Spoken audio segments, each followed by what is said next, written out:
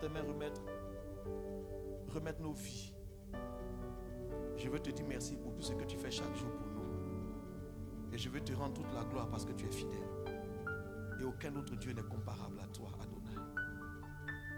Entre tes mains, Seigneur, nous soumettons nos vies. Je prie que ta grâce soit avec nous ce matin. Que ta faveur nous soit accordée. Que ta bénédiction soit notre partage. Au nom de ton Fils Jésus. Saint-Esprit, prends le contrôle. Tu sais, Seigneur Dieu, l'état de nos cœurs. Tu connais, Seigneur Dieu, tout ce dont nous avons besoin. Tout ce que nous traversons comme difficulté. Et tu sais, Seigneur, à cette heure, ce dont nous avons besoin. Je veux, Seigneur, remettre ma vie en tes mains. Et je prie, Seigneur, que tu sois avec moi. Que ta grâce, Seigneur, nous soutienne au nom de Jésus. Merci, Saint-Esprit. Que toute la gloire te revienne. Au nom de Jésus-Christ de Nazareth. Merci, Seigneur. Amen. Alléluia. Est-ce que nous pouvons encore une fois acclamer très fortement le Seigneur? Gloire à Jésus. Amen. On va ensemble partager la parole de Dieu. En Romains au chapitre 12. On va lire beaucoup de textes. On va commencer par celui-ci dans Romains au chapitre 12. On va lire ensemble à partir du verset 1 à 5. Vous voyez, nous sommes en train de parler de communion fraternelle. N'est-ce pas? Tout au long du mois de septembre, nous avons partagé, n'est-ce pas, cet enseignement sur la communion fraternelle. Je ne vais pas faire le résumé, mais je vais peut-être aller avec ce que Dieu me met sur le cœur. Le mois prochain, au mois d'octobre, nous allons aborder la question de l'édification, la question du discipulat, de l'enseignement, la place de l'enseignement dans la maison de Dieu. Avant donc de parler de la communion fraternelle, on a parlé, n'est-ce pas, de l'adoration. Gloire soit rendue à Dieu. Nous parlerons après cela, nous parlerons également aussi, n'est-ce pas, de la prière. Alléluia. Nous parlerons également de l'évangélisation. Amen, amen. On aura le temps, n'est-ce pas, de bâtir ces choses-là dans la vie de notre assemblée. Romains chapitre 12 à partir du verset 1, je vais lire jusqu'au verset 5. Je vous exhorte donc, frères, par les compassions de Dieu, à offrir vos corps comme un sacrifice vivant, saint, agréable à Dieu, ce qui sera de votre part un culte raisonnable. Ne vous conformez pas au siècle présent, mais soyez transformés par le renouvellement de l'intelligence afin que vous discerniez quelle est la volonté de Dieu, ce qui est bon, agréable et parfait. Par la grâce qui m'a été donnée, je dis à chacun de vous de n'avoir pas de lui-même une trop haute opinion, mais de revêtir des sentiments modestes, selon la mesure de foi que Dieu a départie à chacun. Car comme nous avons plusieurs membres dans un seul corps, et que tous les membres n'ont pas la même fonction, ainsi, nous qui sommes plusieurs, nous formons un seul corps en Christ. Et nous sommes tous membres les uns des autres. Alléluia. Nous sommes tous membres les uns des autres. Je voudrais que tu regardes ton voisin à côté de toi et que tu dis, voisin, je te salue ce matin parce que nous sommes membres les uns des autres. Amen. Alléluia. La technologie. Alléluia. Que le nom du Seigneur soit béni. Dans ce texte, on va venir au verset 1 rapidement. Et on aura l'occasion de comprendre ce que nous sommes en train de faire quand nous nous rassemblons chaque fois. Alléluia.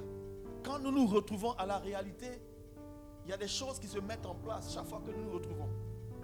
Et cela apparaît, n'est-ce pas, dans ce texte et dans d'autres textes également que nous allons lire. Vous retrouvez également ce même principe-là en 1 Corinthiens au chapitre 12. Tout à l'heure, nous allons le lire. Nous allons également lire dans Éphésiens au chapitre 3 et au chapitre 4 également des principes. Je vous exhorte donc par les compassions de Dieu à offrir vos corps comme un sacrifice vivant. Ce que je voudrais que tu comprennes ce matin, c'est que le fait d'offrir ton corps, de te rendre disponible, de t'offrir toi-même à Dieu constitue en soi un culte. Amen. C'était bien écrit, ce qui sera de votre part, ce qui serait de votre part, n'est-ce pas? Un culte comment? Un culte raisonnable. Le véritable culte consiste aussi à offrir son être tout entier comme un sacrifice qui plaise à Dieu ce matin de trouver au milieu de nous des hommes et des femmes qui acceptent de s'offrir à lui. Que tu comprennes que lorsque nous nous rassemblons, il y a quelque chose que nous faisons ensemble qu'il faut que tu comprennes. Amen. Demande à ton voisin, es-tu prêt à t'offrir au Seigneur? Là, on parle de sacrifice vivant. Ce qui veut dire qu'on ne te demande pas de mourir physiquement. Mais il y a une partie de toi qui meurt, à laquelle tu renonces. Et il y a une autre partie que tu viens apporter à Dieu au coup du culte. Donc tu ne viens pas à l'église uniquement pour venir participer à un rassemblement. Mais tu viens participer à un culte auquel toi-même, n'est-ce pas, tu es, comment dirais-je, tu es le sacrifice. Et si on vous pose la question dans les Écritures, qui apporte un sacrifice? Quelle serait votre réponse? Un sacrificateur. Alors ce matin, je veux que tu comprennes cela. Dis à ton voisin bien-aimé, ce matin, je te regarde comme un sacrificateur. Bon, au féminin, si c'est sacrificatrice, non mais sacrificateuse. Bon, j'ai fermé la parenthèse. Alléluia. Si nous voyons le verset suivant, on nous parle maintenant de ne pas nous conformer au siècle présent, mais d'être transformés par le renouvellement de l'intelligence afin que nous puissions discerner quelle est la volonté de Dieu. Autrement dit, celui qui vient au culte est quelqu'un qui comprend la volonté de Dieu. Tu dois comprendre la volonté de Dieu. Elle est à 3 niveaux. Ce qui est bon, ce qui est agréable et ce qui est parfait. Mais le Seigneur nous demande, n'est-ce pas, d'aller vers ce qui est parfait. Alléluia. Mais avant cela, il faut qu'il y ait du discernement. Il faut que nous puissions comprendre ce qui se passe. Nous venons apporter, nous venons offrir quelque chose à Dieu. Et ça commence avec notre être. Ça commence avec moi-même. Je suis aussi le sacrifice en tant que sacrificateur. Est-ce que ça marche pour quelqu'un ce matin? Si nous lisons dans Exode au chapitre 19, le verset 6, et que vous allez également dans Apocalypse au chapitre 1, vous voyez le verset 5 à 6, il y a quelque chose, il y a une indication. Également dans Apocalypse, je crois, chapitre 5, le verset 10, il me semble. Je dis, ça va être un devoir de mémoire. Wow. Toutes ces choses-là sont écrites et mentionnées dans ma tête. Donc j'ai fermé ça et puis parler bien de la part de Dieu. Gloire à Jésus. Dans Apocalypse chapitre 19, le verset 6, qu'est-ce que la Bible nous dit là-bas? C'est le Seigneur qui est en train de dire au travers de la voix de Moïse. Il dit, vous serez pour moi un royaume de quoi? Un royaume de sacrificateurs et une nation sainte. Voilà ce que tu es. Dieu, il y a une dimension en toi que Dieu appelle sacrificateur. Donc Dieu veut t'introduire dans la sacrificature. Et tu dois être comme une nation sainte, un royaume de sacrificateurs. Donc je veux que ce matin, tu comprennes que quand tu as donné ta vie à Christ et que tu appartiens maintenant au corps de Christ, de facto, tu es un sacrificateur. Et tu dois être saint, parce que le Dieu que tu adores est saint. Amen. S'il te plaît, comprends ça ce matin pour moi, ça va m'aider. Tu es un sacrificateur. Dans l'Ancien Testament, c'est dit. Maintenant, dans le Nouveau Testament, quand on va dans le dernier livre, dans le livre d'Apocalypse au chapitre 1, vous voyez à partir du verset 5 et du verset 6, Apocalypse 1, de la part de Jésus-Christ, le témoin fidèle, le premier-né des morts, et le prince des rois de la terre, à celui qui nous aime et qui nous a délivrés de nos péchés par son sang, virgule, la phrase continue, et qui a fait de nous, donc de Christ, qui a fait de nous quoi? Qu'est-ce que Jésus-Christ a fait de nous? Un royaume de quoi? Et des sacrificateurs pour Dieu son Père. À lui soit la gloire et la puissance au siècle des siècles. Par ces textes, je vais affirmer à quelqu'un ce matin que tu es un sacrificateur, que tu le veuilles ou pas. C'est ce que la Bible dit. Amen. Et nous l'avons vu, Paul reprend cela aux Romains.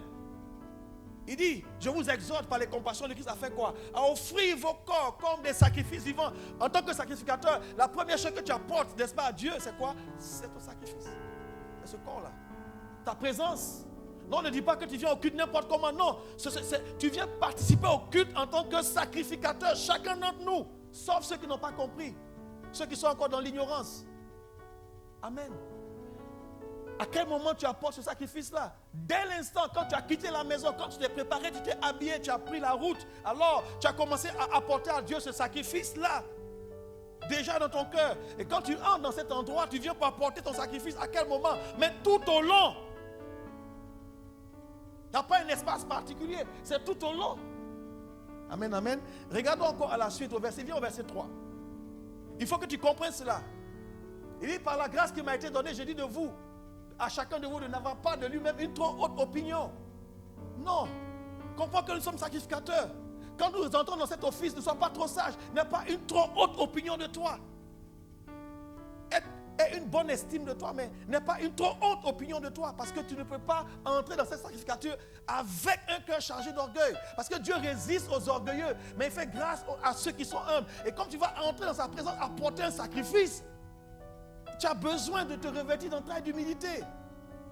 Est-ce que je parle à quelqu'un ce matin? C'est ce qu'il est en train de dire. Il dit, je le dis par la grâce qui m'a été donnée. Donc en tant que serviteur de Dieu, chacun de nous reçoit une grâce pour le service. Il dit, maintenant, revêtez-vous de sentiments modestes. Nous devons, en venant dans la maison de Dieu, être revêtus de modestie. Qui parle d'humilité. Pourquoi? À cause de ce sacerdoce, à cause de ce ministère que vous allez accomplir. Malheureusement, beaucoup viennent et partent sans faire ce que Dieu attend d'eux. Tu viens tous les dimanches sans savoir que tu es sacrificateur. Et pendant que je suis en train de parler, tu me poses la question, mais où est-ce que j'apporte ce sacrifice? À quel moment? Alors écoute-moi ce matin. Nous avons besoin de comprendre ces choses et d'être humble. Parce que cela participe à la communion fraternelle, parce qu'on n'a pas compris qui est l'autre. C'est pourquoi on ne peut pas avoir de bons rapports avec. C'est ton collègue sacrificateur. C'est ton collègue sacrificateur. Alléluia. Quand nous nous retrouvons ensemble, c'est pour faire quoi? C'est pour apporter ensemble le sacrifice. Et Dieu a départi une mesure de foi à chacun d'entre nous. Et je vais te dire une chose, mon frère. Le sacrificateur vit par la foi. En tant qu'enfant de Dieu, nous vivons par la foi. La foi marche avec la parole de Dieu. À chacun de nous, une mesure de foi a été départie. Mais la plus petite unité de foi qui est donnée, c'est le grain de sénévé. Et la Bible dit que si quelqu'un a une foi aussi petite, vous dit que la dernière portion, la plus petite portion, la mesure, l'unité de mesure de foi chez Dieu, c'est le grain de sénévé. Et il dit, à chacun de nous, une mesure a été départie. Donc tu as reçu une portion. Dis à ton voisin sacrificateur, tu as reçu une portion de foi. Or la même Bible me dit que si nous avons la foi aussi petite que ce grain de sénévé, nous pourrons dire à cette montagne, ôte-toi de là et jette-toi de la mer. Et cela se fera. Si tu crois que cela arrive sans douter, tu le verras s'accomplir. Le sacrificateur est un homme de foi. Le sacrificateur bouge avec la foi. Le sacrificateur bouge là où Dieu parle. Alléluia. Un sacrificateur aime la présence de Dieu.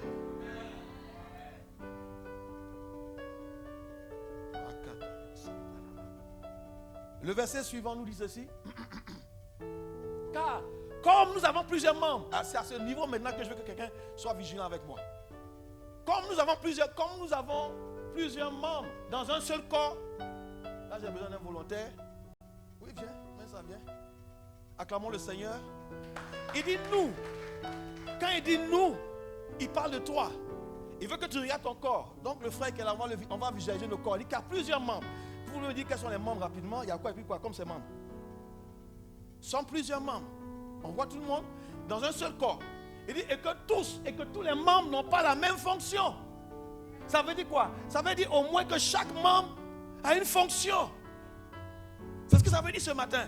Ce qui veut dire que quelqu'un parmi nous qui a donné sa vie à Christ est aussi quoi? Membre du corps de Christ. Et de ce point de vue, tu as quoi? Tu as une fonction.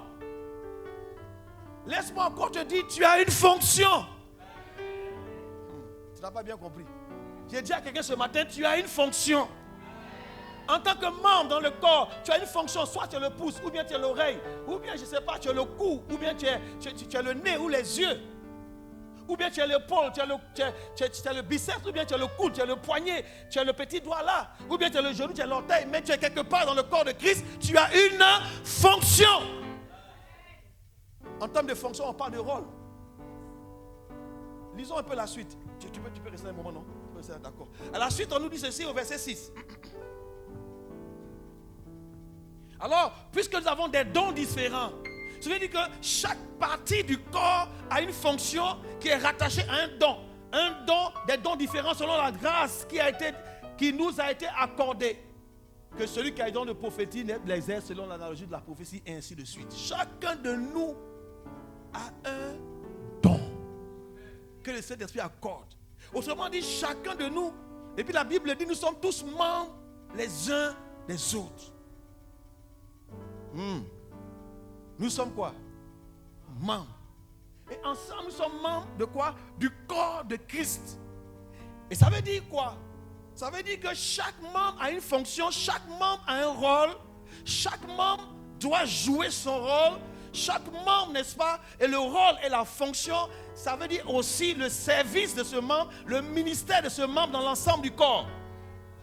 Ça veut dire que quoi? Lorsque nous nous réunissons ensemble, à la réalité, lorsque tu as quitté ta maison et que tu es venu, nous nous sommes rassemblés. Maintenant que nous entrons dans cette maison, chacun de nous étant membre du corps, le Saint-Esprit fait des opérations spirituelles. J'ai expliqué des transactions qui s'opèrent et il y a un assemblage qui se met en place. Nous sommes donc rassemblés, mais le Saint-Esprit fait quoi? Il nous assemble. Et il nous assemble de manière correcte et parfaite. Chaque membre doit être à sa place. Alors je vais vous poser une question. Viens par là. Voici le corps. Je te pose une question. Toi, tu es quelle partie? Tu es quel membre? Tu ne me dis pas. Tu es un membre. Alors je vais vous poser une question. Chaque fois que nous nous réunissons, qui s'est rassemblé? Qui s'est rassemblé? Des membres de quoi? Du corps. Et quand ils s'assemblent, qu'est-ce qui se passe à la réalité? Ce qui se passe, c'est que le corps de Christ est en train d'être assemblé pendant que nous sommes réunis. Le corps de Christ est en train d'être assemblé. Et si ça fonctionne, chaque membre dans ce corps fonctionne normalement, on voit quelque chose qui est spirituel, qui est en train de fonctionner. Le corps de Christ est en train de fonctionner. Autrement dit, Jésus-Christ de Nazareth est en train de fonctionner aujourd'hui encore. Est-ce que je parle à quelqu'un? Donc lorsque tu quittes la maison pour venir à l'église, que je viens à l'église, à la réalité, tu dois le dire à Dieu, je viens participer. Je veux que le corps de Christ vive. Et c'est au travers de la communion fraternelle, au travers du fait que nous sommes rassemblés, que Jésus vit à nouveau. Son corps se manifeste à nouveau. Le problème de beaucoup de chrétiens, c'est qu'ils n'ont pas une bonne compréhension du corps de Christ. Que Dieu m'aide à expliquer ça à quelqu'un. Quand nous sommes réunis, moi je sais quelle est ma place. Chacun doit savoir quelle est sa place. Et c'est pour t'aider à comprendre quelle est ta place qu'on a mis en place un système pour enseigner. Viens écouter, viens te laisser instruire, vous connaîtrez la vérité. La vérité vous rendra libre. Tu viens te faire enseigner, tu vas découvrir toi aussi quelle est ta fonction dans le corps. Donc je vous pose une question. Si ici, un membre ne fonctionne pas, donnez-moi un exemple d'un membre. Le quoi? Non, le bras, c'est plusieurs membres ensemble. Supposons l'oreille ne fonctionne pas. Et que l'oreille est là, hein? Mais elle ne fonctionne pas. Qu'est-ce qui va se passer? Tout le corps sera comment? Il y aura un handicap. Pourquoi? Pas à cause de la bouche, pas à cause de la langue. Mais à cause de qui? À cause de l'oreille. Donc toi seul, tu peux constituer un handicap dans le corps de Christ. Pourquoi? Parce que tu refuses de fonctionner. Vous voyez? Tu viens, tu t'assois, tu les regardes, tu te lèves, tu t'en vas. Sans découvrir d'abord quelle est ta fonction. Sans découvrir quel est ton rôle. Des années et des années passent. Ta présence dans l'assemblée constitue un handicap pour le Seigneur. Jésus ne peut pas bien se manifester. Pourquoi? Parce que c'est un corps handicapé. Et beaucoup parmi nous handicapons le corps de Christ par notre refus de participer. À la réalité, qu'est-ce qui se passe quand on se réunit? Le Seigneur est en train de montrer son corps. Le corps de Christ en esprit est en train de se manifester dans différents endroits. Amen. Et lorsque tu viens seulement le dimanche, donc le dimanche, entre 10h et 12h, 12h30, c'est là où le corps de Christ se manifeste un peu. Je ne sais pas si quelqu'un comprend ce que je veux dire. Et puis on finit, on le démembre. On démembre le corps et chacun va à la maison. Et dimanche prochain, on se retrouve encore Et le Saint-Esprit nous ramène ensemble. Et pendant qu'il essaie de reconstituer ce corps, parmi nous, il y a certains qui ne fonctionnent pas. Tu parles, il dort. Oh, il est membre, mais il ne fonctionne pas. Il est mort. Alléluia. Affiche-moi 1 Corinthiens. Merci. 1 Corinthiens chapitre 12. On va lire 1 Corinthiens chapitre 12. Mais allons à partir du verset 4. Là-bas, le texte commence en nous parlant des dons spirituels. Il y a diversité de dons, mais le même esprit. Diversité de ministères, mais le même Seigneur. Diversité d'opérations, mais le même Dieu qui opère tout en tous. Or, à chacun, vous voyez, à chacun, à chaque membre du corps, la manifestation de l'esprit est donnée pour l'utilité commune. En effet, à l'un est donné par l'esprit une parole de sagesse, à un autre une parole de connaissance selon le même esprit, à un autre la foi par le même esprit, à un autre les dons de guérison par le même esprit, à un autre les dons d'opérer des miracles, à un autre la prophétie, à un autre le discernement des esprits, à un autre la diversité des langues, à un autre l'interprétation des langues. Mais un seul et même esprit opère toutes ces choses, les distribuant à chacun en particulier comme il veut. Ce n'est pas toi qui décides quelle sera ta fonction dans le corps de Christ. Parce que tu as donné ta vie à Christ, Dieu sait qui tu es. Et il sait comment il va t'utiliser, comment il va te placer dans le corps. Quelque chose de spirituel que nous ne voyons pas, mais qui se produit, qui se passe dans chaque assemblée, dans chaque communauté. Je veux qu'aujourd'hui tu regardes la communion fraternelle comme quelque chose de nouveau. Chaque fois qu'on est dans la communion fraternelle, c'est là où on donne l'opportunité au Saint-Esprit de manifester, n'est-ce pas, le corps de Christ. Je veux que tu aies une bonne compréhension du corps de Christ. Ce qui nous manque aujourd'hui dans l'église, c'est une bonne communion avec le corps de Christ. C'est dans le corps de Christ que ces opérations-là, n'est-ce pas, se tiennent. Verset 12. Car comme le corps est un, lisons encore, comme le corps est comment? Est un. Et il a quoi? Plusieurs membres. Et comme tous les membres du corps, malgré leur nombre, on peut être nombreux, ne forment qu'un seul corps. Ainsi en est-il de Christ, mes frères et sœurs.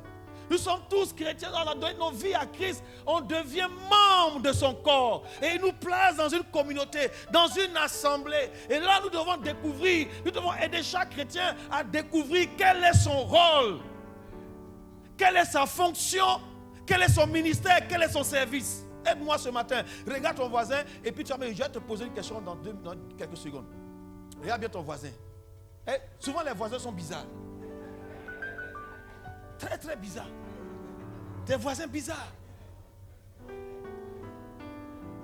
Des voisins bizarres.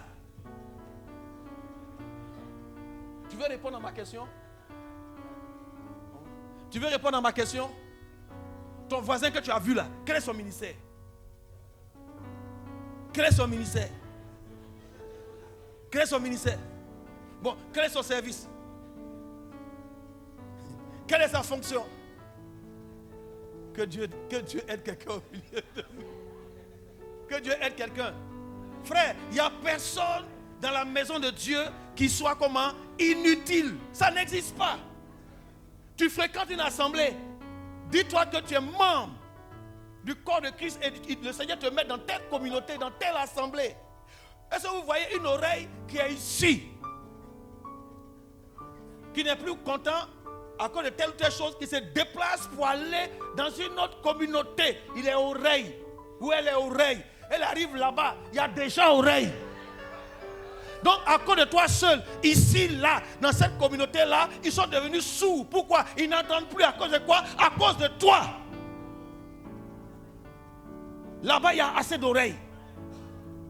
Imagine, toi, tu es la langue. Et tu ne veux pas fonctionner. Quand tu ne fonctionnes pas, qu'est-ce qui se passe? Dans un corps où la langue ne fonctionne pas, on dit on est quoi? On est muet. À cause de toi, on n'entend pas la voix de l'église. À cause de toi. Tu veux que je continue à citer comme ça les membres? Pour que tu te retrouves où est ta place? Prie, Dieu va te montrer qui tu es. Verset 13. Nous avons tous en effet été baptisés dans un seul esprit pour former un seul corps. Qui que tu sois, soit baoulé, soit bêté, soit djoula, soit chômeur. ou travailleurs, chefs d'entreprise, nous avons tous été abreuvés d'un seul esprit, le Saint-Esprit. Fais vite. Ainsi, le corps n'est pas un seul membre, mais il est formé de plusieurs membres. Il faut comprendre que à quel moment les membres se rassemblent pour former le corps. Chaque fois que nous avons une activité, regardez, mercredi en semaine, le corps va se rassembler. Non, pardon, ouais. Maintenant, il y a des membres qui ne viennent pas. Donc, mercredi, on a un demi-corps. Même pas un demi-corps, on a un quart de corps. Eh bien, c'est quoi? Comment? Expliquez-moi. Donc, est-ce que tu vois quand tu ne viens pas, femme, tu n'es pas venu hier? Et quand ils sont réunis, le Saint-Esprit était là, mais qu'est-ce qui s'est passé? Toute la plénitude, l'expression du corps de Christ est handicapée à cause de toi. Vous pensez que quand on organise un programme, c'est parce qu'on a envie d'organiser un programme? Le Seigneur veut que son corps se rassemble chaque jour. Que le nom du Seigneur soit béni. Donc, la fonction que tu as, c'est aussi celle de sacrificateur. Tu viens, quand nous venons à l'église, à chaque rassemblement, j'ai dit, il faut préparer Actes chapitre 2. À partir du verset 42, nous allons lire au verset 47. Je vais vous expliquer quelque chose là-bas. Et je vais essayer d'aller selon que je reçois sur mon cœur. Quand nous nous retrouvons, c'est comme le corps de Christ se retrouve, les membres du corps se réunissent.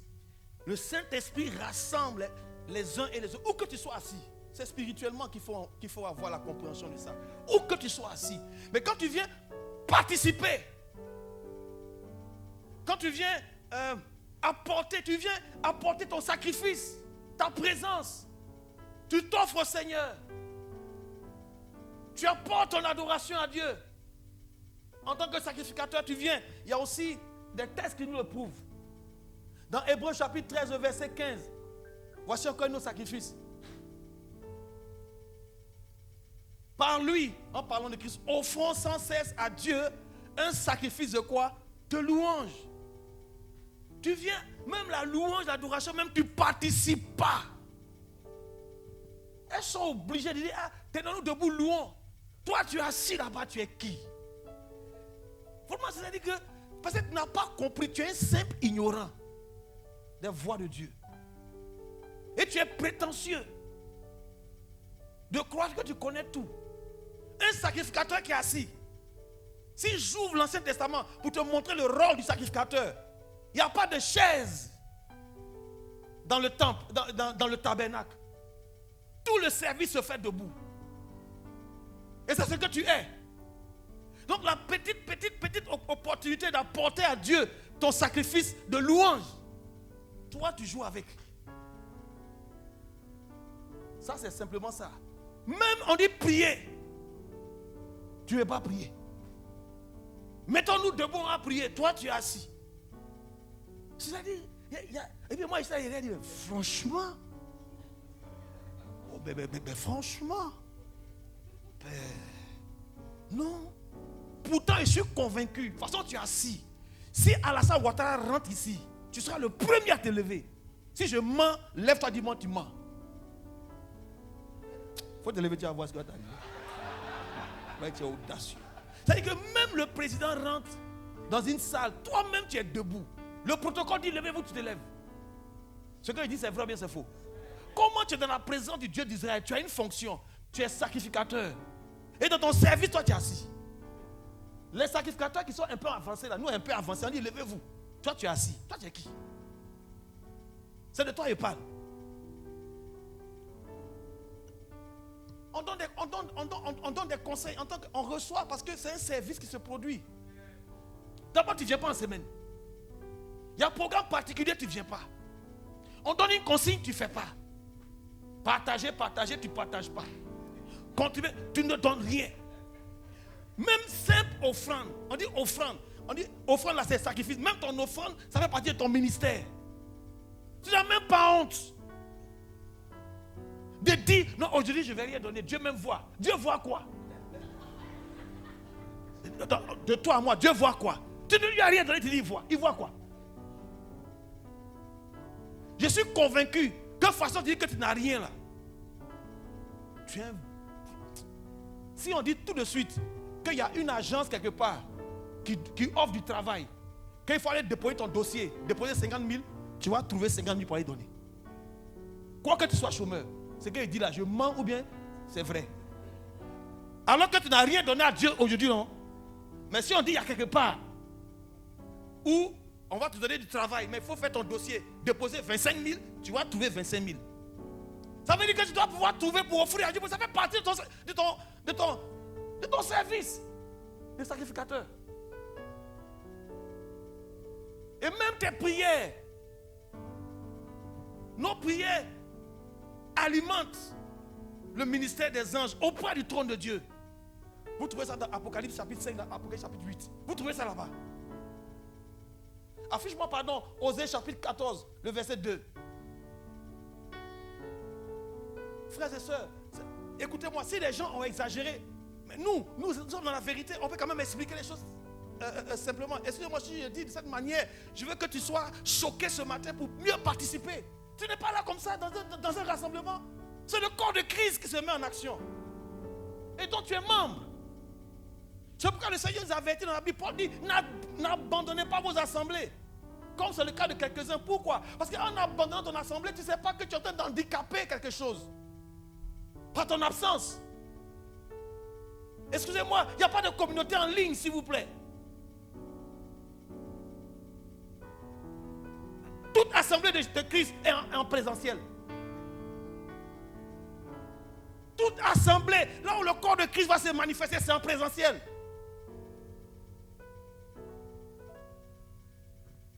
Osée 14, verset 2. Apportez avec vous quoi? Des paroles et revenez à l'Éternel. Dites-lui, non, parle à Dieu. Il dit, nous t'offrirons, à la fin de ce verset, au lieu des taureaux, nous t'offrirons quoi? Toi, où est ton offrande en parole pour Dieu quand on dit prions? Combien de fois on fonctionne mal? Maintenant, qu'est-ce qui nous rassemble? Qu'est-ce qui nous unit? Alléluia. Lisons Colossiens chapitre 3, le verset 14. Il y a quelque chose qui sert à attacher les membres les uns avec les autres. C'est un lien. Le mot lien, là, beaucoup de personnes connaissent. Il faut cliquer sur le lien. Il faut cliquer sur le lien. Le lien que tu cliques dessus, là, c'est pour faire quoi? C'est pas pour te rattacher sur le plan virtuel à des personnes. Mais il y a un lien. Vous savez.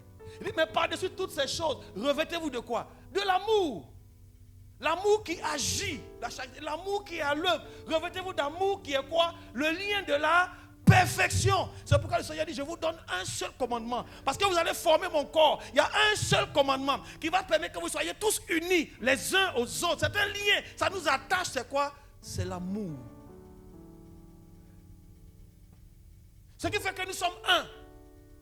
Et le Seigneur pouvait dire, dans Jean chapitre 17, il dit, si vous êtes un, si vous êtes unis, comme le Père et moi, nous sommes un, alors le monde saura que Dieu m'a envoyé. C'est Jésus qui le dit, si vous êtes unis. Mais la chose qui vous unit, vous savez c'est quoi? C'est cette affaire-là. C'est l'amour. En tant que sacrificateur, tu dois avoir suffisamment d'amour. Pourquoi? Pour ton frère. Pourquoi? C'est ton collègue. Normalement, là, on doit dire association des sacrificateurs. Mutuelle des sacrificateurs. Donnez-moi encore d'autres mots. Amical. Club, tout ça là. Mais on est sacrificateur, regarde l'autre. S'il ne fonctionne pas bien, ce n'est pas grave. Mais regarde-le bien, c'est un sacrificateur qui est là. Il n'a pas peut-être compris, il est ment. Chacun doit découvrir quel est son rôle dans la maison de Dieu. Et ça, tu le découvres dans la prière, dans ton intimité avec Dieu. Tu parles avec Dieu. Je suis convaincu que le Seigneur va te faire comprendre, voici ce que tu peux faire. Le Saint-Esprit fait tout doucement dans ton oreille. Quand tu regardes le corps de Christ, quand tu regardes la communauté, tu sauras ce que tu peux faire. Tu sauras. Comment nous, on veut construire quelque part là-bas, on a besoin de 20 millions, on est obligé d'attendre 2 ans. Alors que toi, tu as au moins 200 milliards sur ton compte. Tu es membre. Je suis membre. Non, vous savez, j'ai dit à Dieu, oh Dieu, rends-moi milliardaire. Parce qu'il y a des choses, on n'a même plus envie de demander aux gens. On a envie d'avoir le truc et puis on va, puis on fait. Tu ne sais même pas que ton milliard, tu as eu là, c'est à cause d'une communauté, d'une petite assemblée, du corps de Christ. Parce que Dieu t'a béni pour qu'en ce moment précis, pour les besoins que tu répondes. Mais peut-être que tu n'as pas percuté. Vous savez, si les serviteurs que nous sommes arrêtons de prier pour les chrétiens, je prie pour tout le monde. Dis Amen. Je prie pour un frère. Sa situation est bloquée, il ne travaille pas. Et je vois le frère, son problème c'est quoi? C'est que le don que Dieu lui a donné là, il ne veut pas mettre ça au service de Dieu. Et il prie partout, il passe. Quand il reçoit des paroles, tu vas travailler, il reçoit des paroles, mais ça n'est pas là. Et ça me fait comprendre que, donc lui là, demande-lui de venir travailler pour moi. Je vois le frère, par la compassion de Christ, ton talent ça là, donne ça à Dieu, ça, on en a besoin. Avant vraiment, j'ai plus envie de faire ça. Ah, toi tu es mort. Mais non, tu es là, tu es inutile quoi. Donc, j'ai plaidé, j'ai négocié. Joukan. Et bon, j'ai fait ça. Comme tu te dis, hein, j'ai fait ça une fois. Il a fait, j'ai pris. Et bien ce que ça devait faire dans l'église là, ça a fait. Un mois après, coup de fil, les choses se mettent en place. 2 mois après, il travaille. Tellement il est content. Va voir le prophète. Et homme de Dieu, tu avais prophétisé. Il a prophétisé, non? Mais rien ne s'est passé. Mais quand un papa parle et que tu obéis, ce qui était bloqué se déclenche. Une communauté était bloquée. Ici, à Benjerville. Ils font tout, ça n'avance pas. Le pasteur qui est là-bas vient me voir. Papa, je demande pardon. Viens prier. Viens proclamer des paroles. Tu as une voix autorisée. Des choses vont arriver. Je n'avais pas le temps. Il m'a... j'ai failli dire, il m'a bégayé. Il bègue me. On va me tuer dans des jours là. Il bégaye. Il m'a supplié. Jusqu'à... Je me suis levé, je suis allé dans cette communauté. Et j'ai prêché. Et j'ai proclamé des paroles. On m'a envoyé l'onction. J'ai prié pour des personnes. Dieu s'est beaucoup manifesté. Vous avez un prophète, n'est jamais prophète chez soi. Moi, il ne dit pas que je suis prophète de temps en temps. Ça, c'est ce que je dis ici. Mais ailleurs, on m'appelle prophète. Ailleurs, pas ici. J'ai prophétisé sur la nation. Des choses qui sont arrivées.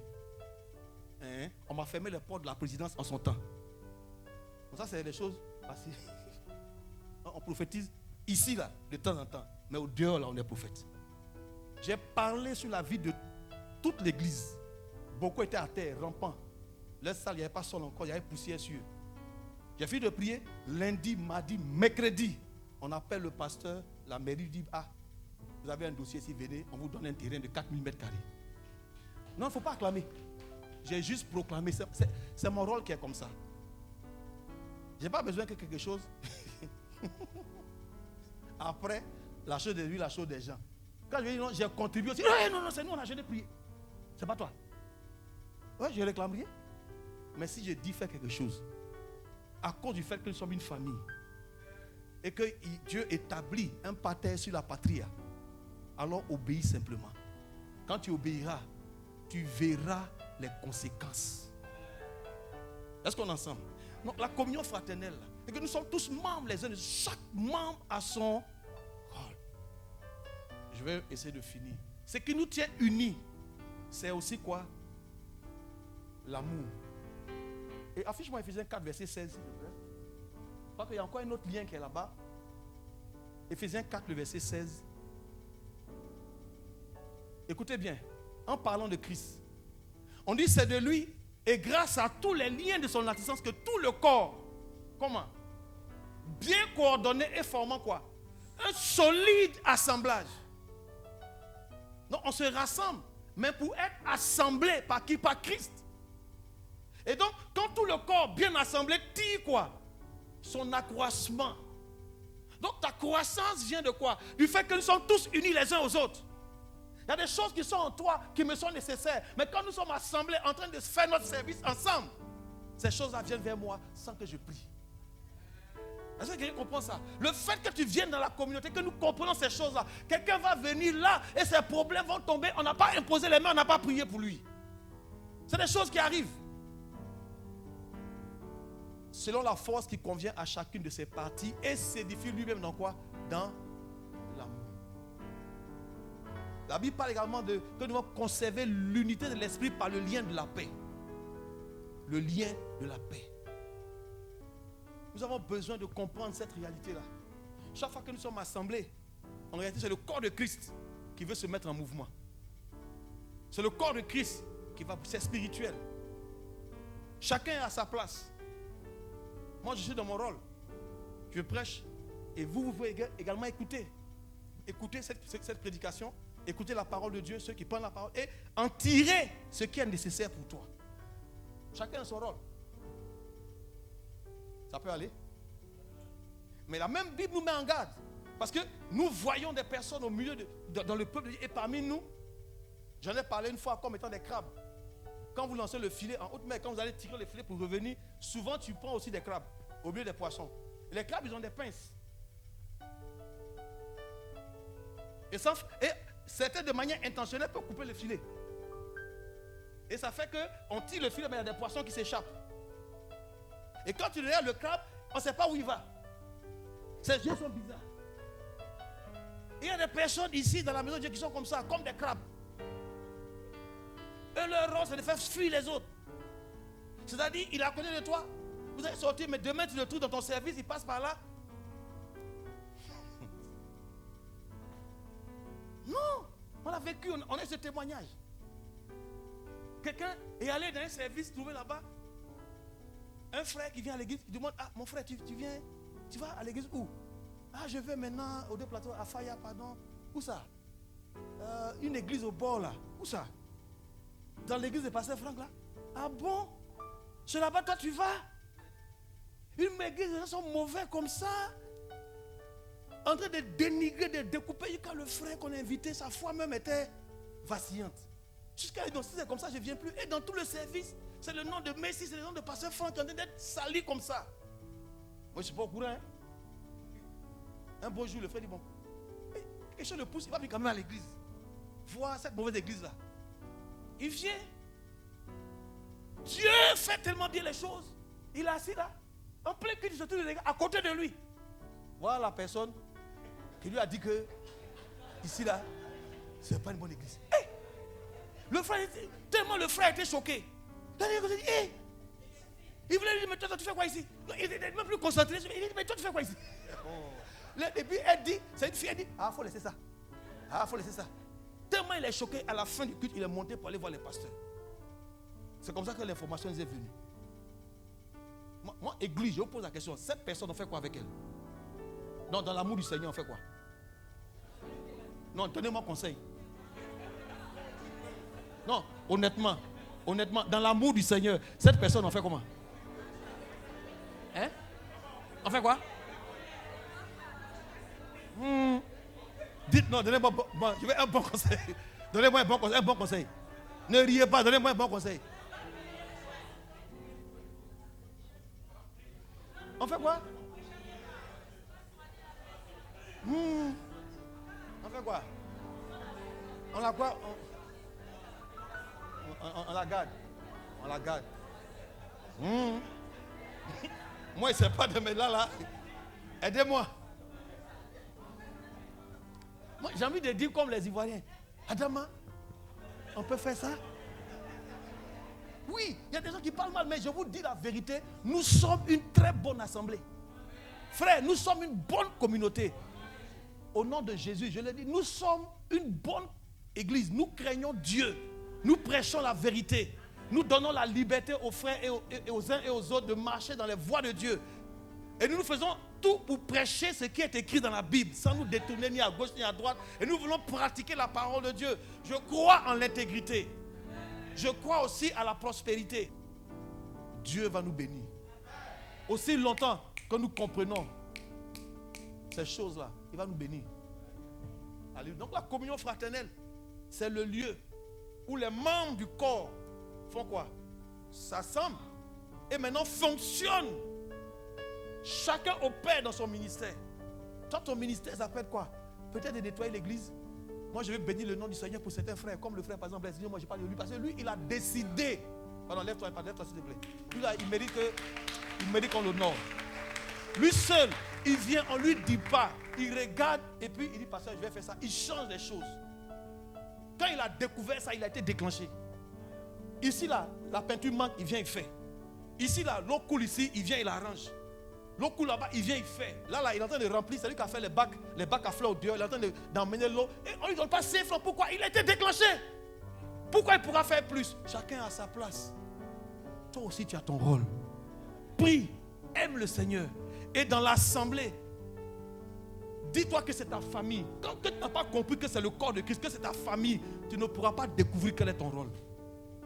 C'est quand tu décides d'appartenir que tu commences à voir quel est ton rôle. C'est en ce moment que tu peux défendre les valeurs qui sont prêchées dans cette maison. Quand ce n'est pas ta famille, tu es toujours en train de comparer. Mais moi, si tu compares, ça me dit rien. Oui, moi où j'étais là, quand dans telle église là, voilà comment on fait, je m'en fous de ça. Attends, de dire ça bien, je m'en fous de comment on faisait là-bas. Je sais comment il fait ici. Je ne suis pas frustré parce qu'on n'a pas reçu les mêmes onctions. Frère, il y a des pasteurs qui ont reçu une onction pour conduire 10 000 personnes. Ils ont l'onction pour ça, la grâce pour ça. Est-ce que tu sais, l'onction que c'est pour conduire combien de personnes? Moi, je n'ai pas l'onction pour conduire un grand peuple. J'ai l'onction pour bâtir la vie des gens qui, eux, vont conduire un peuple derrière moi. Ce que j'ai reçu, c'est ça qui est là. Je bâtis la vie des gens. Et c'est eux maintenant qui vont conduire, qui vont permettre que ce peuple-là puisse grandir. Je sais que bientôt il n'y aura plus de place ici. Je sais qu'on va casser, on va agrandir. Je sais qu'on va ouvrir des missions. Mais qui va le faire? Ce n'est pas moi. Mais je suis en train de former des générations qui vont faire ça. Dans 2 ans, dans 3 ans, dans 7 ans, on entendra parler de vous, pas de moi, de vous, parce que vous serez en train de bouleverser cette nation. Écoutez-moi, chacun doit savoir, frère, ça ne m'effraie pas. Eh, mais depuis il est là, ils sont combien? Mais je sais, est-ce que toi tu as déjà vu dans la brousse comment un bois de teck pousse? Il faut planter papaye. Ça peut pousser vite, les autres choses là. Mais quand tu vas voir un bois de teck là, tu ne peux pas utiliser ça maintenant. Tu vas attendre 11 ans. Souvent avec certaines espèces, 15 ans. Alléluia. Il faut être patient. Patient. Je veux prophétiser sur la vie de quelqu'un.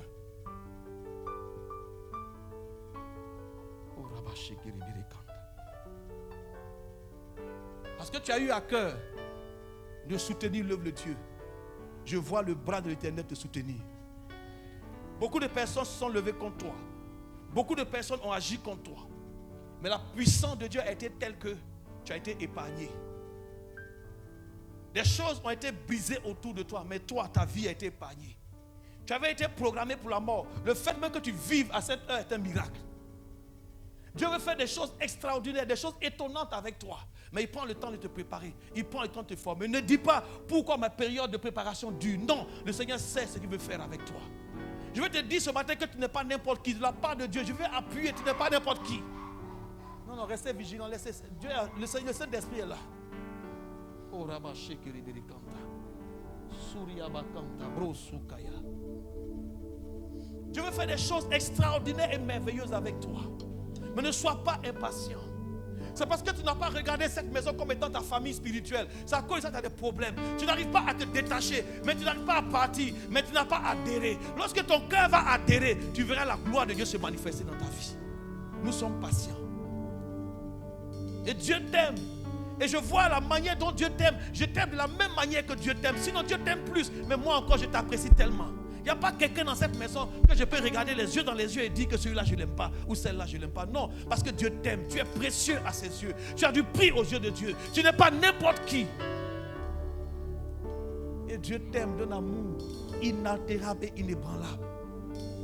Et ce matin, je vois le bras de Dieu vers toi. C'est si tu prends, il y a une décision que tu dois prendre. Est-ce que tu veux appartenir à cette maison? Sinon tu vas tourner longtemps. Tu vas faire beaucoup d'efforts. Tu verras peu de résultats parce que tu n'as pas décidé d'appartenir à une maison. Cette maison est une maison de Dieu. Il a la crainte de Dieu dans cette maison. y a encore une autre soeur qui était au milieu de nous. On l'a aidé, on l'a hébergé, on l'a aidé. Quelque temps après, elle va dans une autre communauté. Et c'est elle maintenant de la communauté où elle est qui vient maintenant démarcher des gens dans leur communauté pour aller dans elle où elle est. Et dans cette communauté-là, le pasteur là-bas, il fait toujours des livrances. Et il dit, il faut bâtir des hôtels. Il faut bâtir des hôtels. Et à chaque hôtel bâti, il faut 50 000, il faut 100 000, il faut 200 000. Et dans son ouais, c'est un de mes enfants, elle va appeler, il faut faire ton hôtel ici. Et puis voilà le discours qui est là. Mais si tu es parti, va-t'en. S'il y a mieux ailleurs, je vais prier même pour que tu trouves ce mieux-là. Le jour où tu es parti, viens me voir. Et je vais prier pour toi. Tu vas aller trouver ce qui est meilleur. Mais tant que tu restes là, la Bible dit qu'un homme ne peut recevoir que ce qui a été donné du ciel. Je ne peux pas fonctionner avec une autre onction que je n'ai pas reçue que ce que Dieu m'a donné. Et ce que Dieu m'a donné fonctionne depuis ces années que j'ai dans le ministère. Il y a des générations qui ont été bâties. J'ai des hommes de Dieu qui sont non seulement qui ont dépassé cette nation, mais qui ont des églises ailleurs, qui m'appellent. Il y a un qui s'appelle Angelin Quadio, il m'a appelé du Canada. Il viendra dans quelques semaines. J'ai des enfants spirituels partout dans le monde. Vous savez, la Bible dit qu'un autre loue. C'est pas ce que la Bible dit. Il y a des choses que je n'ai pas envie de dire, mais quand je vais dans d'autres assemblées, la puissance de Dieu qui dégage là-bas, ici, ça ne se manifeste pas de la même manière. Je n'ai pas besoin de faire mes preuves. Mais dans cette maison, il y a des personnes, il y a quelqu'un qui a besoin de dire, j'appartiens à cette maison, d'épouser cette vision. Quand tu vas le faire, tu vas découvrir ton rôle. Et tu seras en train de fonctionner dans une dimension qui va étonner ton entourage. Vous savez, c'est lorsque tu donnes que tu reçois. C'est quand tu apprends à donner que tu reçois. Pas forcément donner ton argent, mais donner ton temps, ton énergie, ta présence. Quand tu apprends à donner même simplement un appel, Dieu va te remplir à nouveau, Église.